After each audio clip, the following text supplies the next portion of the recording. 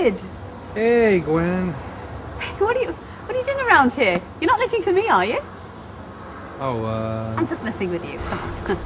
no, I just had a disastrous job interview at Redemo Assets. Oh, right. I heard they're hiring. But why disastrous? Job's perfect for you. Plus, we could have our lunches together. No, they're shredding all evidence of my interview as we speak. Hey, what happened? Well, Oh, come on. Tell me all the details. I want to know all about it. Let's go and sit down. all right.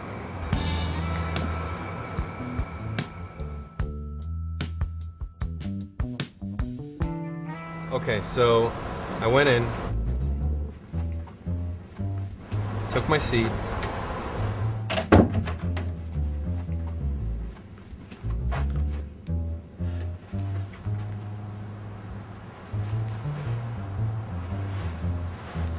And just as I was... Wait.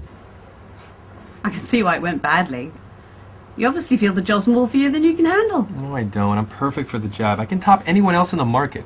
Well, judging by your grand entrance, I wouldn't say you're out to outdoing anyone. I mean, the way you carry yourself shows your self-esteem. In your case, the lack of it. So I look a bit dazed. Interview hasn't even begun yet, so what? So what? It begins the moment you walk through the door. I mean, can you imagine how your entrance would look like if you were sharp and focused? Well, I suppose something like this.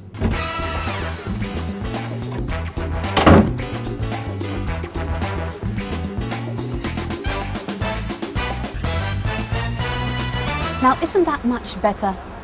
This is the very first stage of the famous first impression. He doesn't know you yet, but at least he's not facing a man that feels justifiably or unjustifiably too humble or modest. So the first impression is pretty crucial to the outcome of the interview? Yeah, exactly. It's determined within the very first 30 seconds of the interview and can't be very easily undone, you know. So this sense of self that you carry with you into the interview room may very well determine its final outcome. If you go into the interview room feeling all worried and apprehensive, you'll come across as stressed and nervous. But on the other hand, if you go in ready to face the challenge of an interview and know that you'll do just fine, you'll come across as communicative, confident and at ease. I see what you mean. Great. Well then, let's move on. So, David, tell me a little bit about you. Well, I'm 31 years old. I'm single. I come from a small town. I have as you can see, I have a business degree.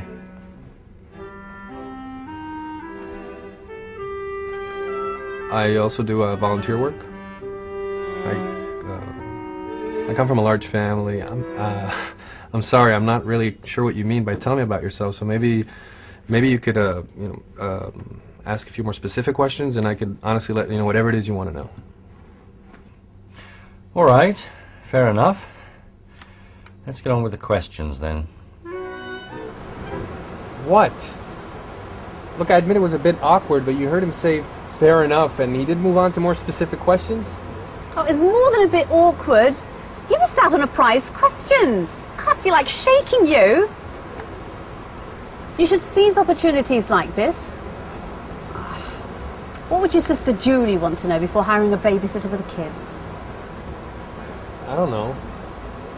Previous experience, attitude towards children. I don't know, to get a good first impression of a personality. Well, exactly. Besides the cold, hard facts, she want to get a good sense of her personality and attitude. It's as relevant. Yeah, but I had such good answers ready. Just didn't ask the right questions, you know? It just caught me off guard. All right, I get the picture. Well, how about this? Well, over the last 4 years, I've managed all the South Asian business accounts at Crassus Enterprises. It required a great deal of looking into the finer details of every business transaction, as well as hands-on experience with the South Asian business culture. I am the type of person that puts an emphasis on the finer details of every transaction, and quite honestly, I believe it's that exact quality that increased my department's productivity over the course of those 4 years. That was much better. Still, What? look, I know I'm perfect for the job and all, but it's a step up for me professionally. I'm applying for the job my current supervisor holds, and I'm apprehensive. Oh, you know, being apprehensive is very natural. Oh, we should all accept that, but not necessarily act up on it. Remember, you have had your successes in the past. At least try to remember that when you're having an interview. Yeah, I guess I could do that. Actually, it occurred to me during his next question. Oh, yeah? Yeah. What would you say are your good qualities, David? Fantastic! Another prize question. What did you say? Hard-working, charismatic, look great in a Speedo? Even better. Oh? Yeah. Well, I wouldn't like to brag, sir. Let's just say I'm a regular guy, pulling his weight, doing his bit, just like everyone else. What? A regular guy pulling his weight like everyone else. Look, I just hate people that brag and glorify themselves, you know? It's just... it's pretentious. Well, you don't have to boast. You can always mention your finer professional qualities without being one of those kind of people. You said it occurred to you. Well, great, go along with that. Try saying to yourself before answering that sort of question, I am worthy because... and see what happens. All right. I'm worthy because...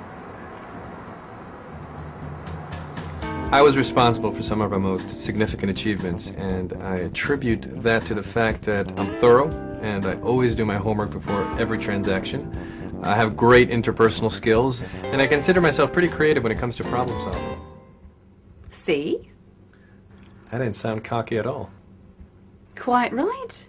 When you believe in your better qualities, when you focus and remember your initiatives and your contributions, you reflect exactly that. It comes across through your tone of voice and your behaviour and your general approach. And don't sound cocky because you're not trying to stroke your own ego. Speaking of sense of worth, did he ask you how much you expect to get paid? As a matter of fact, he did. I was a bit surprised. Supposing you're the right man for the job, how much do you see yourself earning per annum? Oh,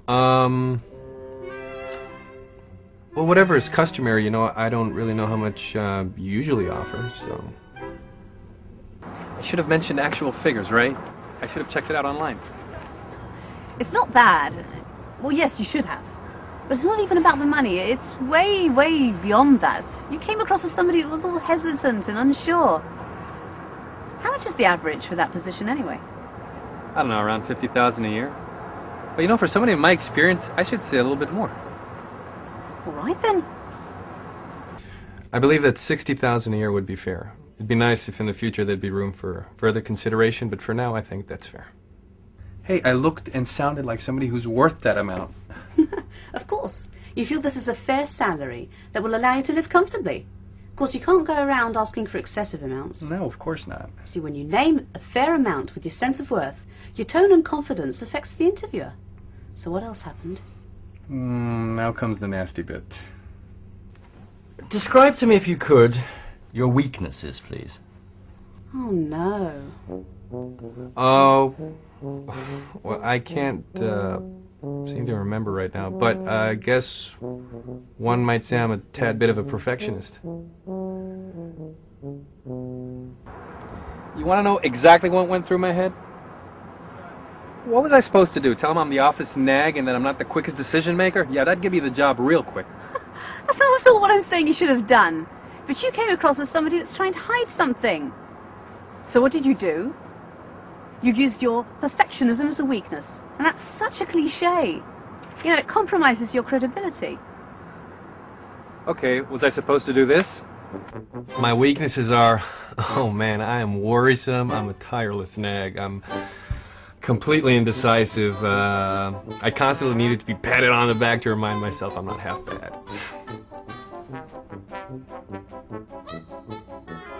Lord, no, that was honest, yeah, but harmful. How about this? Well, sometimes I might ask a lot of questions before a new project, you know, and maybe come out as a bit of a nag, but that's only because I want to make sure I understand everything completely beforehand. You know, it subsides once I'm sure I have all the facts straight. See the difference?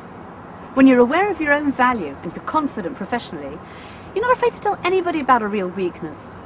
You don't need to hide, but you certainly don't need to expose yourself to him in order for him to like you. Simply state a fact of life, showing that you're aware of your weaker points, but strive to improve them. Yeah, that does make sense. Did he ask you to describe a failure or a professional mishap? No. Well, when I applied for my job, my interviewer did. It's a common enough question. Yeah, but that's just offensive, you know? It's so obvious he wanted to fail you, you know? I would have told him I can't remember. Oh, really? You'd been wrong to do so, you know. Oh, yeah? What did you say? You want to know what I said? Yeah. Hang on, I'll think about it just a second. Oh, yeah, I remember. I can recall an instance when I was too harsh on an employee. She'd made a real blunder, and I overreacted. Things weren't the same between us for quite a while, and it did harm our working relationship. You know, she was actually a pretty good employee, and in retrospect, I realized I was too hard on her. But we worked things out in the end, and I did handle similar situations differently since then. Wow, you came out even better than you would have otherwise. Somehow, you came out even more powerful by talking about a mishandling of the situation. That rocks. Thank you. Yeah. Well, I agree. You see, the impression that my interviewer got of me was that I was a woman who is A, confident, B, able to admit fault and correct it, and C, trustworthy. Trustworthy, huh? Indeed. Gotcha. No one is above making mistakes. And those that try to pass themselves off as error-free, it just doesn't inspire trust. You know, there's no reason in the world why he should want to ambush you. And most likely he's not a bad guy. So why not trust his ability to form a positive opinion on you, even though you admit you made a mistake in the past? I mean, that's what I did.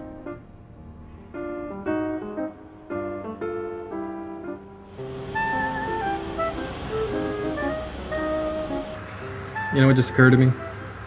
That I'm an incredibly bright and attractive young woman that's tremendously fun and worthwhile to know and hang out with. No. I mean, yeah, that too. But what you said about the interviewer not being such a bad guy. Oh, not inherently so. Why? Because I think I might have been a tad over judgmental with him. Oh, yeah? How so? Well, after I came in, I noticed he was having a conversation over the phone, right? He noticed me and he told me to take a seat. Then he just kept on talking for about, I don't know, maybe 10 minutes until finally he finished. Okay.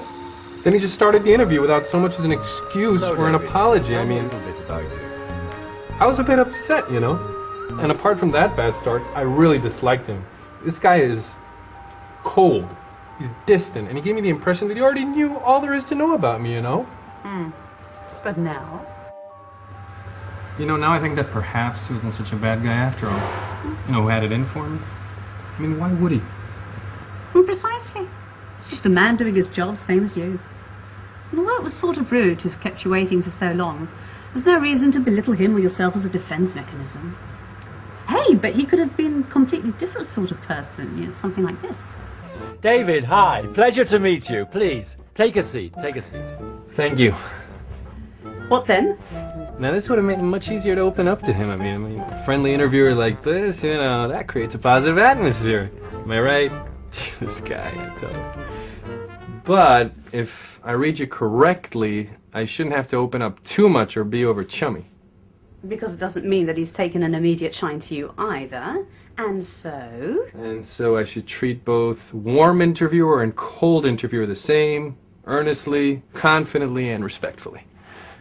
Spot on. So, when later along the interview he asked me why I left my previous workplace, I should have answered, well, frankly, sir, that's a fair question. I just didn't get along with my supervisor. We didn't see eye to eye on many things. We had constant clashes, so he let me go.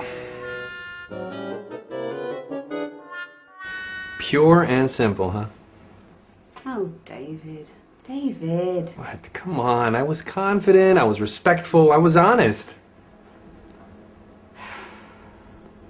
How am I going to put this? But we're really getting into the nitty-gritty of things now, okay? What I mean to say is you were all of the above, you know, everything that you said, but you were nevertheless really harmful in your handling of that question. I don't know. Should I have lied? I'm not saying you should have lied in this instance. Is there such an instance? Yes, there is. I mean, for example, if let's say you were caught in a broom cupboard or something with a co-worker, or you just happen to be a member of a criminal family or something, I say definitely lie, because the truth certainly isn't going to do anyone any good. But you know what I'd say in your case? Just find an additional reason that wouldn't harm your chances. Can you think of one? Well, I did have my eyes set on working for a larger company. Brilliant. So how about this? I wanted to concentrate on the particular professional aspect this job was offering. I feel I have much more to contribute in that area. Is that the truth? Well, it's not the exact reason, but it's close enough. Well, close enough is good enough for situations such as these. So, in accord, when he asked me, What did you like most about your previous position? I shouldn't have answered. Not much, I'm sad to say. I felt stuck. Underrated. Quite right. You see, if you don't appreciate the work that you do, no matter how boring it might be, how do you think it makes you look? It makes you look bad. Try to see the positive aspects of your work. Appreciate that and then reflect it. Because people that appreciate their jobs, they have a great attitude towards the work they do. I like managing a team. I like that team unity. I like that inter-office competition that keeps you on your toes, you know, that team spirit. I like being the one leading a group such as I did. So, what do you think? That's inspiring, Gwen. Well, thank you. I'm glad to have found a sapling I can nurture. Yeah, but I still don't understand how one can make, you know, a fundamental change like this. I mean, can one go from a David to a Gwen overnight? Well, it's certainly possible, but only if that particular David is willing to put a real kick into it. You know, you've got to make a real effort. Because if you're less than willing, I'd just still make every excuse in the world why you couldn't possibly manage it. Anyway, this Gwen's one of a kind. I am willing. You are? Yeah. Tell you what, I'll see if I can get you a second interview. Oh, that'd be terrific. It would. And in the meantime, why don't you find yourself a black frame or something and sum up my pointers in bullet form? Hmm? Huh?